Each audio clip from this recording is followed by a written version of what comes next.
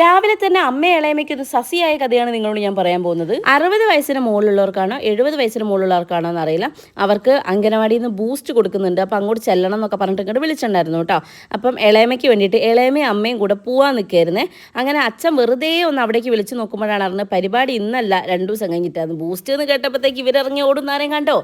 പക്ഷേ ഇത് അമ്മ റെഡിയായി. രാവിലെ തന്നെ ഞങ്ങൾ ബൂസ്റ്റ് വാങ്ങാൻ പോവുകയാണേ എന്നൊക്കെ പറഞ്ഞ് ഞങ്ങളെടുത്ത് നിന്ന അമ്മയാണ്.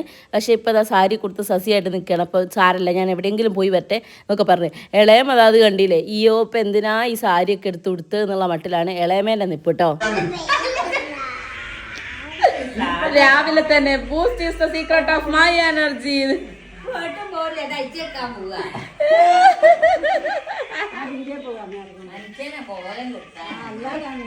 തുണി എടുത്തില്ലെങ്കിലും കുഴപ്പമില്ല, ബാഗ് ഇട്ടാൽ മതി, പുറത്ത് പോകാൻ എന്നുള്ളത് നമ്മുടെ തുമ്പമ്മയാണ് നിങ്ങൾ കണ്ടുകൊണ്ടിരിക്കുന്നത്. പിന്നെ ഇതാ ഉച്ചയ്ക്ക് ശേഷം ഒരു സാരീൻ്റെ പ്രൊമോഷൻ ഉണ്ടായിരുന്നു, അതിൻ്റെ വീഡിയോസ് എടുക്കാൻ വേണ്ടി പോകുന്നതാണ്. ഇപ്പം എനിക്ക് വീഡിയോസ് എടുക്കാനും ഫോട്ടോസ് എടുക്കാനൊക്കെ കൂടുതൽ ഇഷ്ടം നമ്മുടെ വീടിൻ്റെ ഗേറ്റിൻ്റെ ഫ്രണ്ടിൻ്റെ ഈ ഒരു പോർഷനാണ് കേട്ടോ. ഇവിടെ ഈ ചെടിയൊക്കെ ഉള്ളതുകൊണ്ട് കുറച്ചൊരു ഭംഗിയുണ്ട്. പിന്നെ എല്ലാവരും ചോദിക്കാറുണ്ട് എനിക്ക് ആ വീഡിയോസ് ഒക്കെ എടുത്തു തരാറുണ്ട്.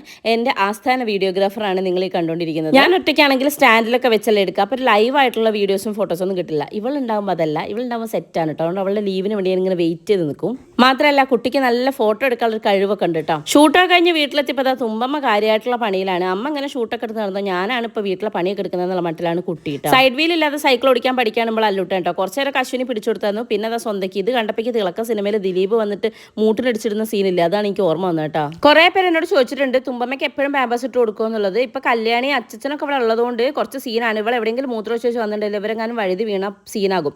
അതുകൊണ്ട് ഞാനിപ്പം കഴിയുന്നത് ഇട്ട് കൊടുക്കാറുണ്ട്. അല്ലെങ്കിൽ രാത്രി കിടക്കുമ്പോഴും ഉച്ചയ്ക്ക് ഉറങ്ങുമ്പോൾ മാത്രമേ ഇടാറുള്ളൂ കേട്ടോ.